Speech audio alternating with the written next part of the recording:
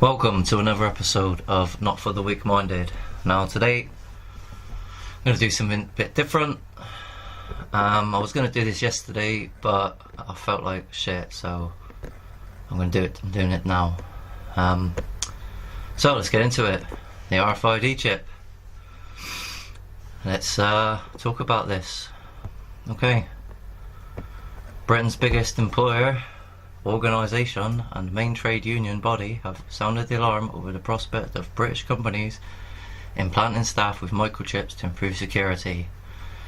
Now, there are other articles I can bring up that absolutely go against the nonsense that we need these chips for security purposes, because yeah, it's a red flag, big time. And there is such dangers to this technology that if I told you outright, you would never believe me, because it's down to your beliefs. And so, does the soul exist? Once it loads,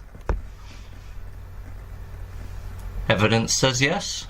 So you have a soul, and you're an immortal being. And essentially, when you take this technology in the future, you got the potential to lose your soul. Now, it's not just the chip that's involved in this. There are other technologies that I'll do other videos for, but if you are interested in these things, then I am actually going to create. I have started to do it already on my YouTube channel, but I highly recommend it coming onto my channel and going to the playlists and checking out the videos I put on here. I am going to add more as I go along. I wish I did this years ago, because the catalogue of information I have was unsurmountable proof that you've been lied to your whole entire lives about every conceivable thing. You know, your whole perception of reality, unfortunately, is based on false principles.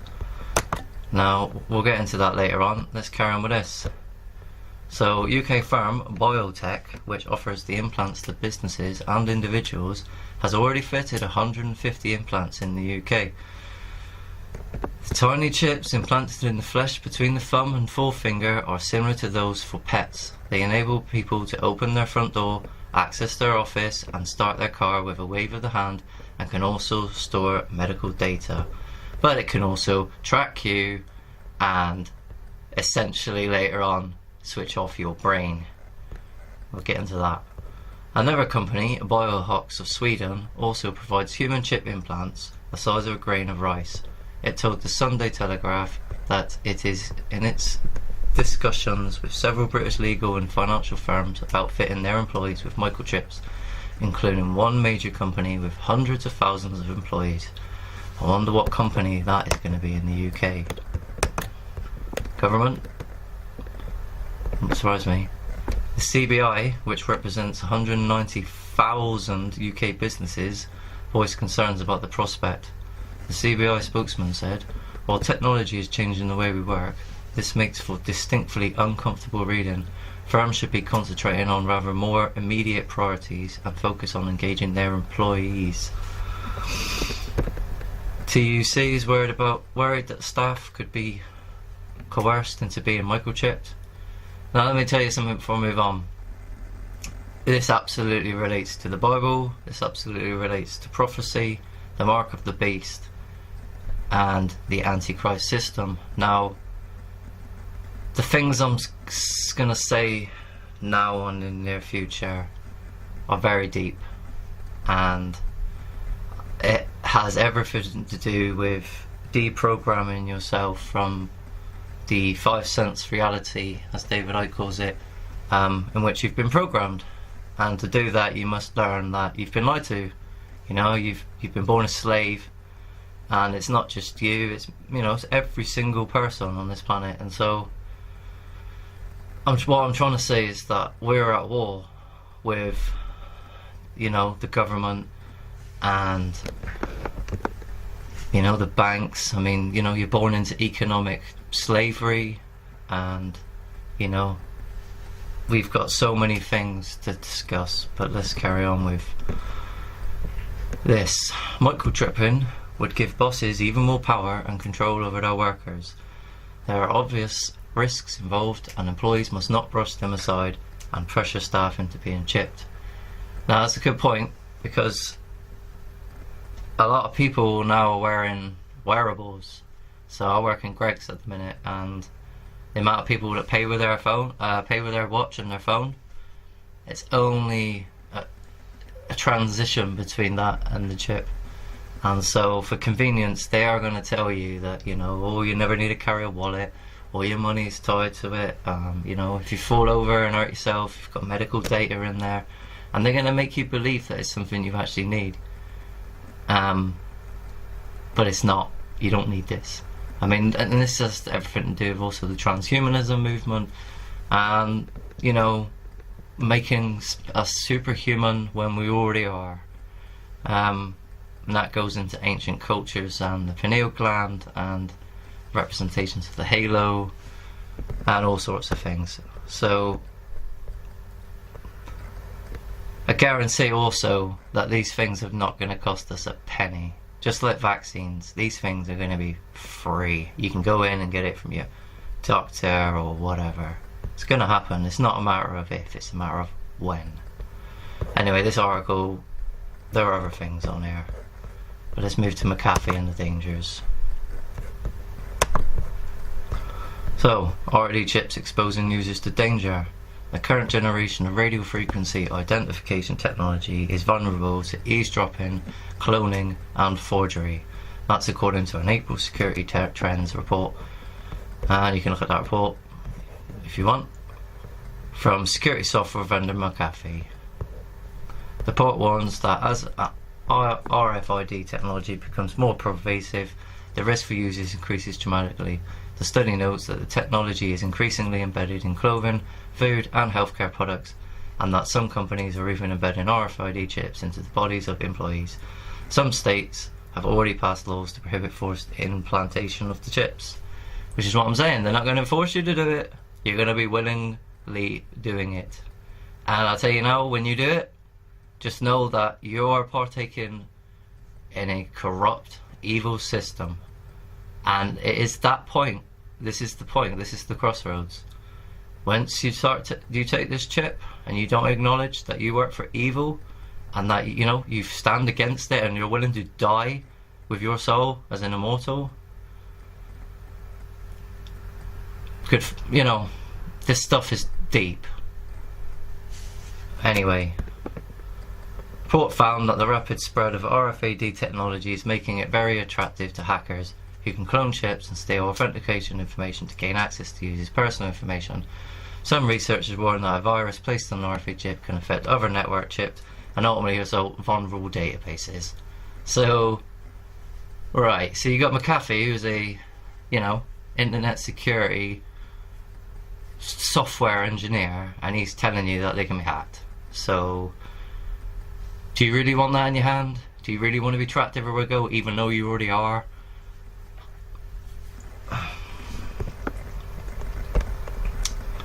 Government agencies and large retail firms are playing a key role in the spread of the technology and adding to the growing list of vulnerabilities, the report said. For example, the US Department of State last year began issuing passports embedded with an RFID chip containing the holder's date of birth and biometric information such as digital photo or a copy of their fingerprints.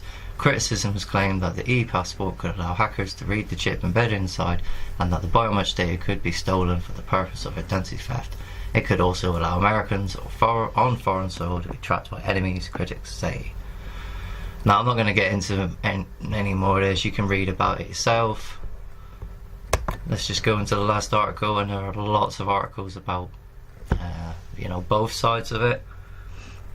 But just know when the media starts coming out with the stuff like get the chip, and, you know, and all the news channels saying it's a good thing, and oh yeah, all these employers in Sweden and other countries that have been doing it, they're all fine, there's nothing wrong with them. Just know that it's not about now, it's about the future. It's about knowing what's going to happen. It's to do with 5G technology, which is essentially microwave technology, and it's also to do with the fact that the chemtrails are dumping barium and aluminum in us. So if you've put aluminium, I'm watching too many American things. You put aluminium in a microwave and watch it pop and crackle. Well, can you only imagine what your body's going to do when they turn 5G on? It must be stopped.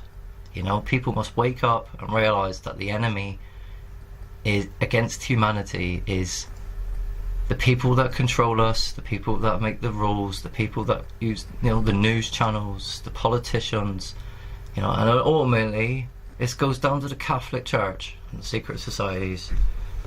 So there's so many things to talk about. It's unbelievable.